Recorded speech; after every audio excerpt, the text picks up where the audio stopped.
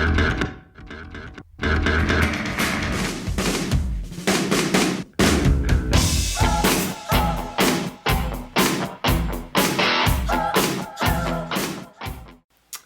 everybody, welcome to my channel. I am the Pretty Green Vinyl Guy, and today I have a jazz vinyl update. Now, I've been amassing these special, iconic releases for probably the last month or so. These are all high-end audiophile, beautifully pressed vinyl, sound quality unbelievably great, crisp, and just really opened up my ears to a whole new level of the jazz experience that I've been starting to discover. You know, I'm a very newcomer to jazz. I typically started on the straight and narrow with, you know, the Miles Davis kind of blue, and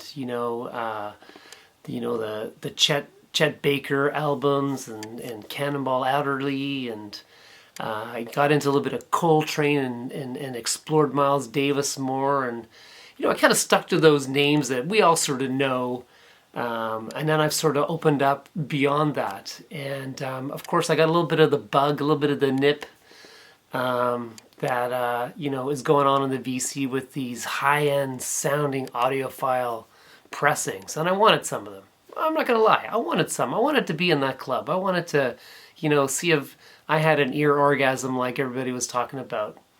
And so I got into it. So I've been kind of amassing these, and I still don't know tons about them. I just want to get them off the floor and get them filed because they're beautiful, and I don't want them to get wrecked in my room here. So I want to do this video so I can show you what I've got, give you my first impressions, and hopefully we'll go on from there. So I'm going to start with a classic. This one, of course, is one of those beginner jazz albums. This is the Dave Brubeck Quartet, Time Out. Superbly beautiful, easy listening album, easy on the non-jazz ears. What's special about this is this is the 45 RPM double album, which is arguably, they say the best sounding version of this, and I wanted to get that. So it sounds as remarkable as you think it would, and it's beautiful. Love it. Now I picked up a couple of tone poets as well. Lee Morgan, who I've really gotten into. This is the Raj. I don't know how to pronounce it. Quite interesting. The title. There is a song called that. Great album. Can't go wrong with Lee Morgan. This one features Hank Mobley, Paul Chambers, Billy Higgins on drums, kind of the all-star Blue Note lineup. And what's neat about this is his hair. I read somewhere that he had burnt himself. I don't know if he was, smoking something he shouldn't have been smoking, but apparently he had to comb his hair forward to hide the marks of the session. And then the other tone poet I picked up and I love in this album is Stanley Turrentine. That's Where It's At. That's Where It's At. Stanley Turrentine is a tenor sax player, and just wonderful stuff. Lovely. One of my favorite tone poets thus far. And Stanley Turrentine, that was a name I wasn't really familiar with, as this kind of, newcomer to jazz.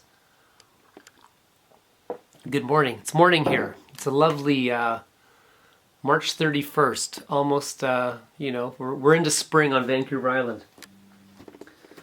Okay, now this one's it's not a jazz album, although one of these guys is an absolute jazz player, but this has got to be one of the best sounding albums I've ever heard. It's by far the best live album I've ever heard. This is Friday Night in San Francisco. This is John McLaughlin, who we all know is from playing with Miles Davis on Bitches Brew to the Mahavisi Orchestra and all those other great things he did. Well, he did this album with two classic guitarists, Al D'Amelio, and Paco de Lucia. I think Al is like a classic guitarist, and I think Paco is like a Spanish flamenco guitarist. And they did this show Friday night in San Francisco. It's absolutely wonderful. Such a fantastic experience to listen to. Even how this is recorded. So Paco comes out of like the left speaker, and Al comes out of like the right speaker, and John comes out of both as kind of like the stereo fill. Absolutely crazy. Such a beautiful album. This was a numbered copy, so I got a 2,705 out of 3,000. This is being re-released on this 45 RPM by Impex, which is a name you probably are familiar with if you're kind of into these, you know, audiophile type recordings. But wow, what an album. It's so fun. They do this thing where they're just kind of like playing between songs, and they start playing like the Pink Panther theme, and it turns into this like amazing, it's just so good. Highly, highly recommend this. Even if you can just find it on CD or, you know, on iTunes or something, Spotify, listen to this. You won't be disappointed. Next up, I've got, this is Freddie Hubbard, Straight Life. This is with George Benson, Ron Carter, Herbie Hancock, Joe Henderson, Jack DeJohnette, and Richard Pablo Landrum. This is like George Benson's guitar playing on this is phenomenal. Like you think of Breezin' in that kind of cheesy 70s, you know, elevator jazz. Like that guy obviously had this awesome reputation before that. And actually, I don't mind Breezin', to be honest. But yeah, this is a really good jazz album that I've never seen anyone show this before. This is CTI Records, which is part of Universal. And yeah, just some really good jamming. This came out in 1970. And yeah, Freddie Hubbard. This next one I'm going to show you is another classic. This is Jazz Samba. This is Stan Getz and Charlie Bird. Charlie Bird is like phenomenal. So, you know, we talk about, you know, Grant Green and Kenny Burrell playing guitar, but man, Charlie Bird, he can hold his own with those cats. And, you know, if you like that whole Brazilian samba type thing, like the, you know, the Getz, you know, Girl from Ipanema kind of style, this is, you know, fully immersed into that. This is also a 45 RPM. I had this playing, and my son's back living with us because of COVID, and, you know, he's a typical 24-year-old. He's into rap and hip-hop and all of that stuff. And he heard me playing this down in my room. And he came downstairs and he's like, wow, what is that? That sounds so good. So there you go, from the ears of a 24-year-old. High recommendations for Jazz Samba, Getz and Bird, Charlie Bird. Yeah, awesome. And these analog productions, the 45 RPMs, I tend to get them from... where do I get them? From Mike at the oh, what's it called? Uh-oh. I tried to do a shout out, now I can't remember what the name of the place is called. It'll come to me in a minute. Anyway, these are great. If you can find these, they're fantastic.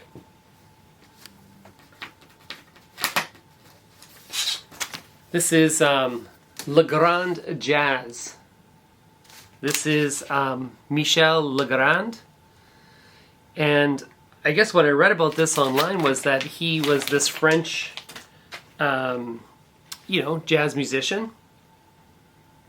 And he, in 1958, came to America, did a tour, and ended up hooking up with, like, all the greats. Like Miles Davis, John Coltrane, Bill Evans, Herbie Mann, Paul Chambers, Donald Byrd, I mean, the list goes on. There's the whole list there. And he recorded with all these players. 31 of America's Greatest Jazzmen featuring Miles Davis. And he did all of these classic songs, like the Jitterbug Waltz by Fats Waller, Night in Tunisia by Dizzy Gillespie, Blue and Sentimental by Count Basie, Stompin' at the Savoy by Benny Goodman, Wild Man Blues by Jelly Roll Morton, Round Midnight by Thelonious Monk. I mean, all of these quintessential classic early beginning jazz songs, and he re-recorded them with all of these great jazz musicians of the time, and we end up with this beautiful version of this album. This again is done at 45 RPM. This again is from Impex.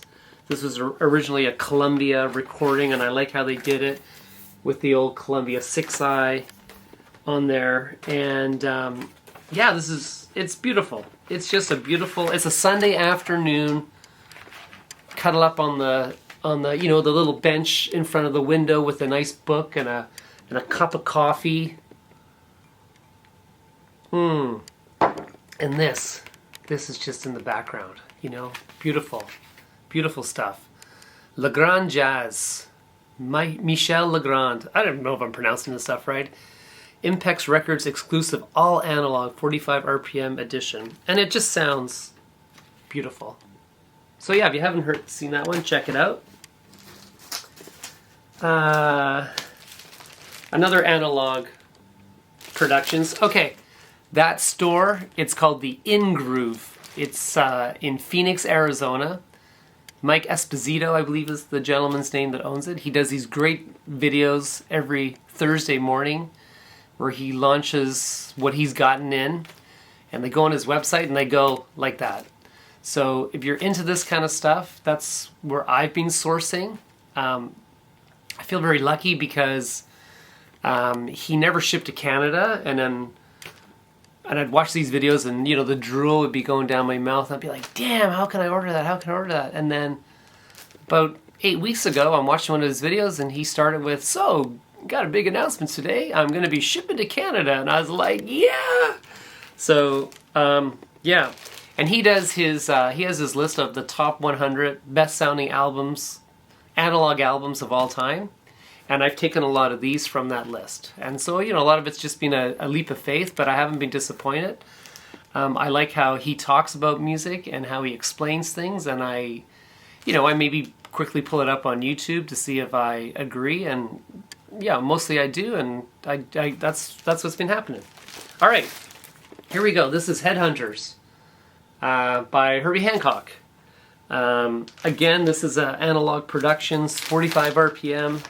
I get my exercise because, the thing is, we get lazy when we listen to records. We want to lay on the couch and have a beer or a glass of wine or a coffee or whatever you're into and let the record play. You see, I get my exercise because I got to stand up every 2 songs and flip the record.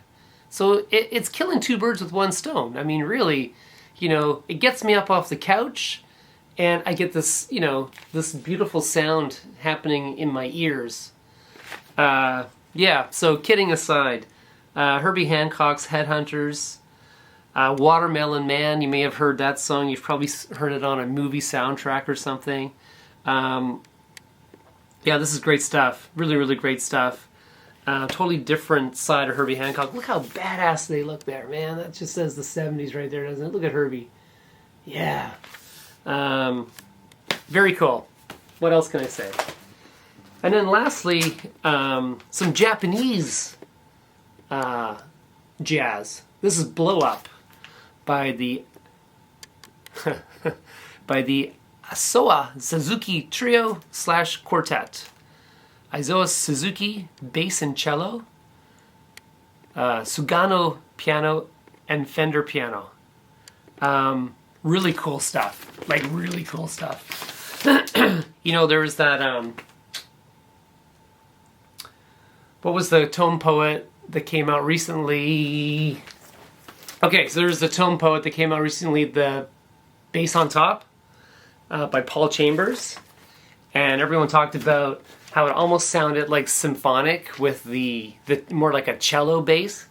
Well, this blow up, that's exactly what this is. In fact, this guy actually plays bass and cello. He even shows you like where they were sitting in the recording studio, you know, to get the different sound and on different tracks. And this is great. It's like eerie in a sense. Like it could almost be like a soundtrack. And just fantastic. Different stuff. And yeah, just sounds freaking phenomenal. And this is my new favorite discovery of 2021. So yeah, you guys, there's a roundup of, I think there was 10 just phenomenal sounding different experiences, some things I'd never even heard of before. But yeah, just blown away. Super excited. This is why I got into vinyl, you know. And it's changed my whole sort of outlook. In fact, you know, I've got about 1,200, 1,300 records, you know, 3/4 of which are pretty mainstream, you know, your 70s, 80s rock. And I'm highly considering now going through all of this and clearing about 3/4 of it out and just really condensing my collection into, you know, these really great sounding things that I'm probably just going to pick off the shelf. I mean, sometimes I come down into this room and I'm like, what am I going to listen to? And I spend half an hour trying to find a record. There's too many. So I'm really thinking of, you know, I've built a really nice jazz collection. I've probably got about 150 records now. And I'm going to keep that. I'm going to keep some albums that are really near and dear to me. And I'm really thinking of really trimming this down to just the really great stuff. Because anything else I can just listen to on iTunes or Spotify. So that's kind of where my head is right now. Who knows? Stay tuned for more. But thanks for watching, everybody. And we'll speak again soon. Have a great day. Bye now.